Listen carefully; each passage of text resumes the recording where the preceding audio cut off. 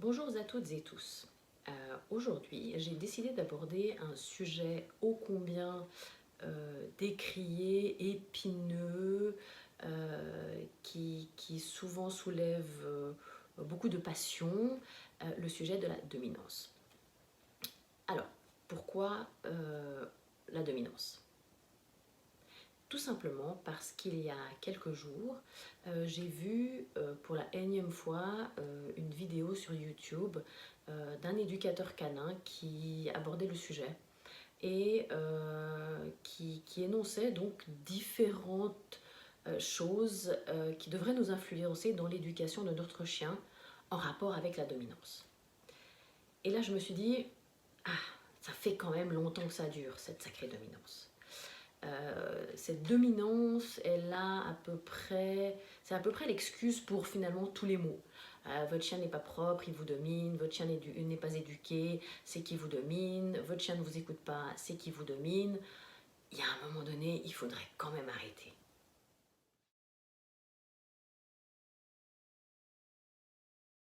Un chien est-il dominant? Oui. Et voilà, je ne suis pas contre la dominance. Je ne suis pas contre ce terme.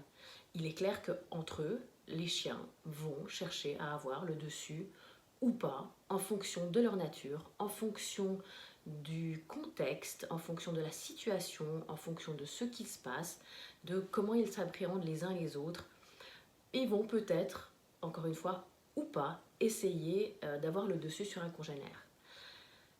En revanche, la chose qui me fait hurler, c'est quand j'entends la confusion entre dominant et agressif.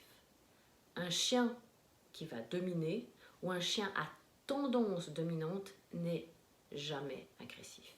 Il n'en a pas besoin, il est sûr de lui, il est posé et il n'a absolument pas besoin de manifester une quelconque agressivité ni de perdre une seule minute dans un conflit.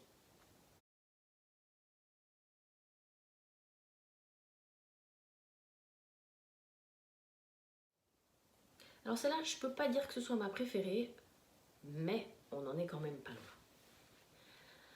Un jour, quelqu'un, je ne sais pas qui, a décidé que finalement le chien ne devait jamais manger avant son maître.